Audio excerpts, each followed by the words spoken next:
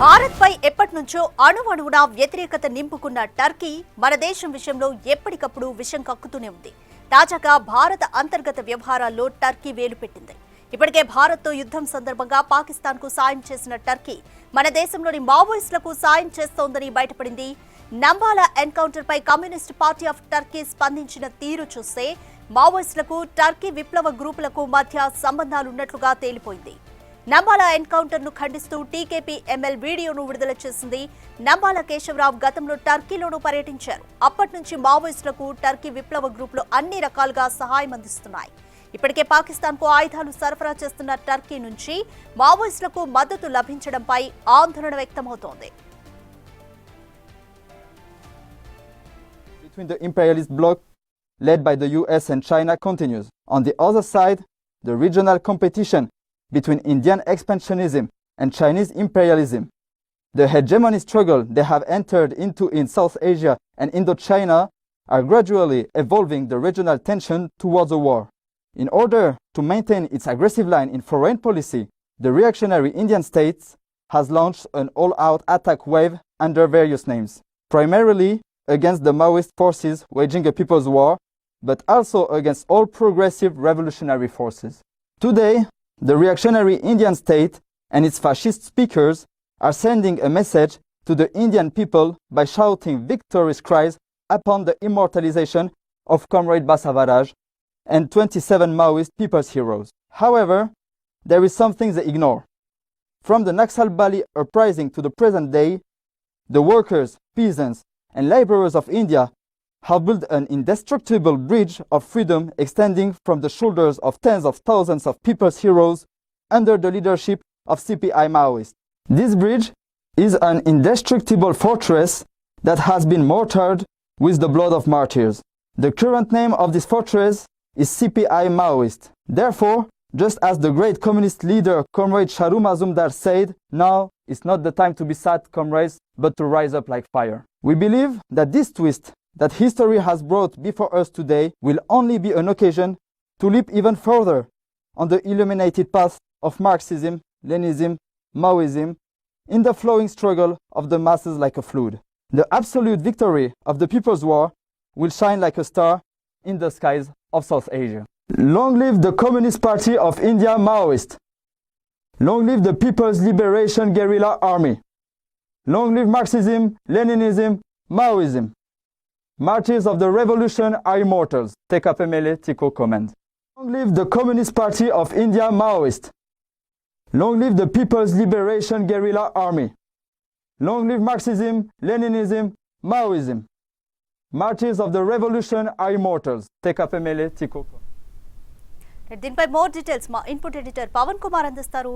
పవన్ కుమార్, ఇది ఒక shocking news అనే చెప్పాలి. టీకేపీ ఎంఎల్ ఒక వీడియోను కూడా రిలీజ్ చేసింది. మావోయిస్టులకు, ఇండియాలోని మావోయిస్టులకు మద్దతుగా నంబాల కేశవరావు గతంలో టర్కీలోనూ పర్యటించారు. అయితే ఇప్పుడు కేంద్ర ప్రభుత్వం ఆపరేషన్ ఖగార్తో అంటూ కూడా నక్సలిజాన్ని అణచివేయడానికి చర్యలు తీసుకుంది. ఇప్పుడు ఈ టర్కీ వీడియో బయటపడడంతో కేంద్రం ఎలాంటి చర్యలు తీసుకుంటుందనుకోవచ్చు? భారతదేశాన్ని ఏర్పాటు చేస్తామంటూ ఇప్పటికే కేంద్ర ప్రభుత్వం ప్రకటించింది. ఆ దిశగా చర్యలు కూడా తీసుకుంటుంది. దానిలో భాగంగానే ఇటీవల అటు మావోయిస్టు పార్టీకి కోలుకొని దెబ్బగా చెప్పాలి. మావోయిస్టు పార్టీ కేంద్ర కమిటీ సభ్యుడు, ఆ పార్టీ ప్రధాన కార్యదర్శి నంబాల కేశవరావు ఆయన ఎన్కౌంటర్లో మృతి చెందారు. దానికి సంబంధించి ఒక వీడియో టర్కీకి సంబంధించిన పీపుల్స్ ఆర్మీ అనే ఒక గెరిల్లా సంస్థ, అక్కడ విప్లవ సంస్థ ఒక వీడియో విడుదల చేసింది. అందులో నంబాల కేశవరావు మావోయిస్టు పార్టీకి ఆయన చేసిన పనికి ఆయన పొగుడుతూ ఆ వీడియో విడుదల చేశారు. ఇంతవరకు బాగానే ఉంది. ఆయన వాస్తవానికి చివరి వరకు పీడిత వర్గాల కోసమే పనిచేశారు. మావోయిజాన్ని ఒక ఐడియాలజీ కాక ఆయన జీవన విధానంగా మార్చుకున్నారు. ఇలాంటివన్నీ కూడా మాట్లాడారు. భారతదేశంలో ఫాసిస్టు విధానాలను అమలు చేస్తున్నారు.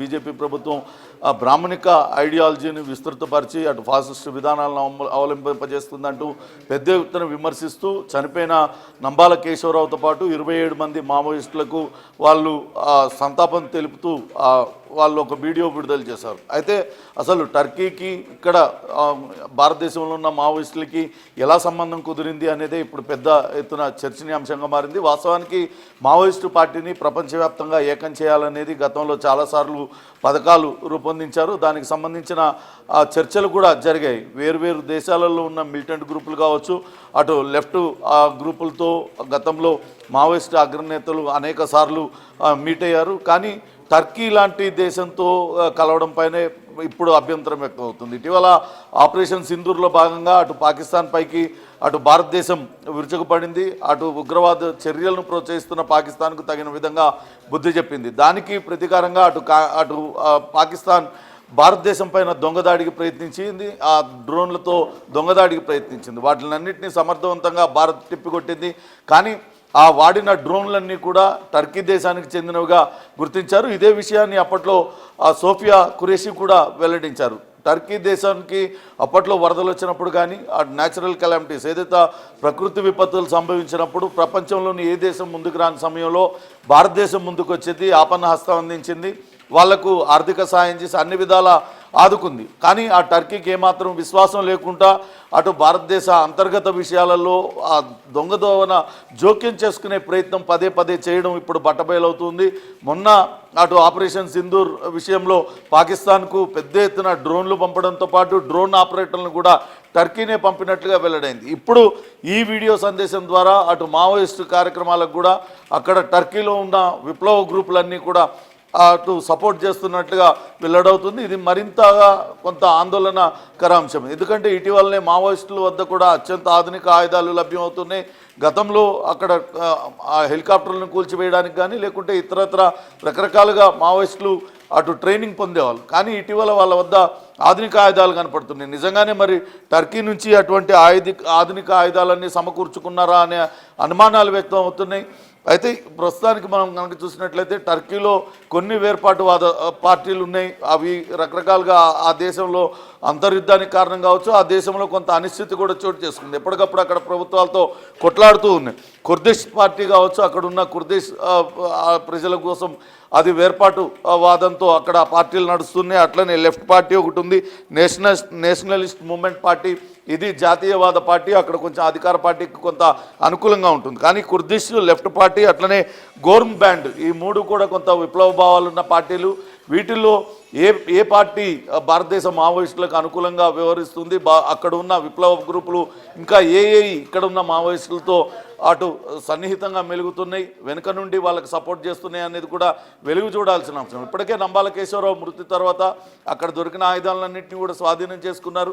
ఇంకా రకరకాలుగా మావోయిస్టులను అంచవేతకు రకరకాల ప్రయత్నాలు కొనసాగుతున్నాయి. ఇప్పుడు ఈ వీడియోతోని మరింత అప్రమత్తమైన భారత ప్రభుత్వం నిజంగానే టర్కీ నుంచి ఎటువంటి సహకారాలు అందుతున్నాయి, కేవలంగా ఐడియాలజీని అటు భావజాలం వ్యాప్తి లేకుంటే అటు భావజాలం కోసం పోరాడుతున్న వాళ్లకు సంఘీభావం తెలిపారా, లేకుంటే ఇంకేదైనా మద్దతు, అది ఆర్థికపరమైన మద్దత, ఆయుధాలు పంపడంలో మద్దత, వీటిలన్నిటిపైన కూడా విచారణ జరిపే దిశగా కేంద్ర ప్రభుత్వం ఆలోచిస్తున్నట్టుగా సమాచారం. రాధిక.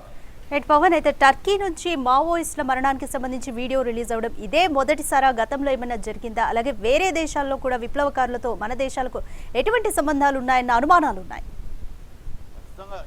మావోయిస్టు అగ్రనేత నంబాల కేశవరావు మృతిపైన అనేక మంది రకరకాలుగా స్పందించారు. కానీ ప్రపంచ దేశాల్లోని ఏ విప్లవ గ్రూప్ కూడా ఇంతవరకు బహిరంగంగా మద్దతు ప్రకటించలేదు. వాస్తవానికి గతంలోనే అటు మావోయిస్ట్ పార్టీ ఆఫ్ ఇండియా అంటూ అన్ని విప్లవ పార్టీలు ఏకంగా అయ్యి మావోయిస్ట్ పార్టీగా ఏర్పడినప్పుడే వేర్వేరు దేశాల్లో ఉన్న విప్లవ పార్టీలన్నిటితో కలిసి ప్రపంచవ్యాప్తంగా కలిపి ఒకటే గొడుగు కిందికి రావాలనేది అప్పట్లో మావోయిస్టు పార్టీ ఆలోచన చేసింది. అక్కడ నేపాల్, చైనా, ఇతర దేశాలలో ఉన్న అటు విప్లవ పార్టీలతో కూడా సంప్రదింపులు జరిపింది. కానీ అది ఎక్కడ కూడా కార్యరూపం దాల్చలేదు. కానీ టర్కీ లాంటి ఒక దేశంతో ఎప్పుడూ వీళ్ళకి సంబంధం కలిసింది. ఎందుకంటే Nambala Keshavarao Peru, China, Turkey లాంటి దేశాలన్నీ కూడా ఆయన తిరిగారు అని చెప్తున్నారు. అలా తిరిగిన క్రమంలోనే అక్కడ ఉన్న గ్రూపులతో ఆయన కలిసి ఉండవచ్చు. ఇక్కడ మావోయిస్టు పార్టీ పెరగడానికి లేకుంటే మావోయిస్టు భావజాలం వ్యాప్తి కోసం కృషి చేయాలంటూ కోరిన సందర్భం ఉండి ఉండొచ్చు. అందుకే అక్కడ పార్టీలు రెస్పాండ్ రెస్పాండ్ అయినట్టుగా భావించాల్సి వస్తుంది. వాస్తవానికి 4.5 నిమిషాల వీడియోని విడుదల చేశారు. అది కూడా ఒక గుర్తు తెలియని ప్రదేశం నుంచి వాళ్ళందరూ కూడా ముఖాలు కప్పుకొని అక్కడ ఉన్న విప్లవ గ్రూపులు కావచ్చు, కానీ వాళ్ళు చాలా క్లియర్గా భారతదేశంలో ఉన్న పరిస్థితులు, మావోయిస్టు పార్టీ ఎదుర్కొంటున్న గడ్డు పరిస్థితులు, ఇక్కడ ఉన్న పరిస్థితులన్నింటినీ ఉటంకిస్తూ ఆ వీడియో రిలీజ్ చేశారంటే చాలా క్లోజ్గా మావోయిస్టు పార్టీని లేకుంటే దేశంలో జరుగుతున్న పరిణామాలన్నింటినీ కూడా గమనిస్తున్నట్లుగా అనిపిస్తూ ఉంది ఆ వీడియోలో ఆ మాట్లాడిన మాటల్ని బట్టి. ఎందుకంటే ఇక్కడున్న మోడీ పరిపాలన పైన వాళ్ళు విమర్శలు చేశారు. అట్లనే నంబాల కేశవరావు జీవన విధానం పైన ఆయన కేవలం మావోయిస్టు పార్టీని ఒక ఐడియాలజీ కాకుండా జీవన విధానంగా మార్చుకున్నారంటూ ఆయన గురించి మాట్లాడారు. చివరి వరకు పీడితుల పక్షానే పోరాడారంటూ ఆయన పొగిడారు. ఇవన్నీ చూస్తుంటే చాలా దగ్గర అనుబంధం కలిగి ఉన్నట్లుగా అనిపిస్తూ ఉంది. దీనిపైన సమగ్రమైన విచారణ జరగాలంటూ కోరుతున్న పరిస్థితి కూడా ఉంది. మొత్తం మీద అటు ఈ దిశగా విచారణ కూడా కేంద్ర నిఘా వర్గాలు ప్రారంభించాయి. ఇప్పటికే ఈ వీడియో తర్వాత నిజంగానే కేవలం ఈ ఐడియాలజీనేనా లేకుంటే ఏమైనా లాజిస్టిక్ సపోర్ట్ అక్కడి నుంచి ఆయుధాల సరఫరా కానీ వీళ్ళకి కావాల్సిన ఆర్థిక సాయం కానీ అందుతుందా అనే కోణంలో కూడా అటు విచారణ అయితే ప్రారంభించినట్టుగా తెలుస్తోంది. Radhika, thank you Pawan.